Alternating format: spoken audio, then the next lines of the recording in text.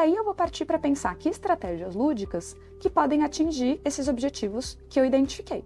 Então, que recursos eu tenho disponíveis? Então, por exemplo, eu estou num consultório que é meu e eu tenho jogos que eu já conheço, ou às vezes eu atendo por hora numa sala alugada, que eu não tenho tantos recursos à disposição e eu vou ter os recursos básicos, por exemplo, papel e canetinhas. Eu preciso entender que recursos que eu tenho disponíveis para entender o que eu vou poder ter à disposição ali para pensar a minha estratégia.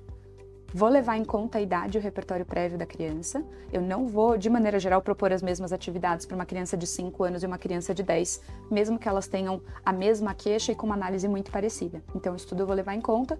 E o repertório prévio, porque crianças de 10 anos, por exemplo, podem ter repertórios muito diferentes. E aí, tudo isso vai levando em conta a individualidade dessa criança. Eu vou levar em conta o que é reforçador para essa criança. Quer dizer que eu só vou trabalhar com isso? Essa criança gosta de cavalo e eu só vou trabalhar todas as minhas atividades com cavalo? Não. Mas é interessante que eu saiba dessa informação para eu usar ela dentro ali das minhas análises. Às vezes eu preciso justamente trabalhar com uma tolerância ao mal-estar. E aí eu vou fugir do cavalo, porque eu sei que eventualmente isso vai mudar a análise e a estrutura ali, né, de como a criança vai se relacionar com a atividade. Então eu vou entender o que é reforçador para eu usar de acordo com tudo que foi analisado. E aí eu vou também olhar para que estratégias tiveram maior sucesso no passado. Tem crianças que funcionam muito bem, por exemplo, no universo da fantasia, e grandes avanços terapêuticos funcionam nesse universo.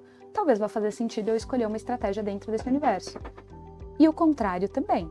Tem estratégias que com algumas crianças são muito aversivas, e eu sei que se eu utilizar de novo, tem chance disso comprometer o meu vínculo, de comprometer o andamento do processo terapêutico, então eu vou também sempre levar em conta a minha história com aquela criança, o nosso histórico terapêutico, para a gente pensar ali, então levando em conta todos esses elementos, o que eu vou dentro do meu repertório de atividades, tanto as que eu já li em algum lugar, as que eu aprendi, as que serão demonstradas aqui no curso, quanto, por exemplo, as que eu criei na hora, e acho que isso é importante da gente levar em conta, que a nossa criatividade como terapeuta que vai permitir tanto que a gente crie novas atividades, quanto que a gente adapte as atividades que já existem para o que eu preciso ali. Então, levando tudo isso em conta, eu facilito essa ponte da teoria para uma prática, para o meu brincar de fato ali na sessão. E, para fechar, eu sempre tenho que levar em conta o contexto. O terapeuta deve estar sensível ao que está acontecendo ali, à minha criança. Quantas vezes a gente vai, planeja atividade, passa na papelaria, compra um material específico, chega o cliente e ele está, por exemplo, arrasado porque o bichinho dele morreu. Eu não vou ficar sob controle do meu planejamento. Eu vou sentar, eu vou estar com ele ali e por isso também é importante a nossa criatividade, porque às vezes eu vou planejar uma atividade ali na hora com que eu tenho na mão. Mas se eu tenho esse scriptzinho na minha cabeça, eu vou entender, por exemplo, dentro da queixa, da análise de caso do meu cliente, o que é importante para ele, seguindo aí no exemplo, por exemplo, do falecimento de um bichinho.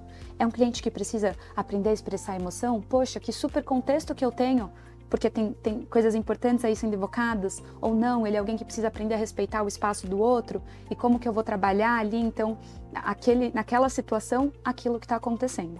Então, a gente vai planejar, mas a gente precisa saber que atender criança também tem muito de se vira nos 30, que a gente vai ter que ali na hora entender o que meu clientinho precisa e o que eu posso oferecer para ele.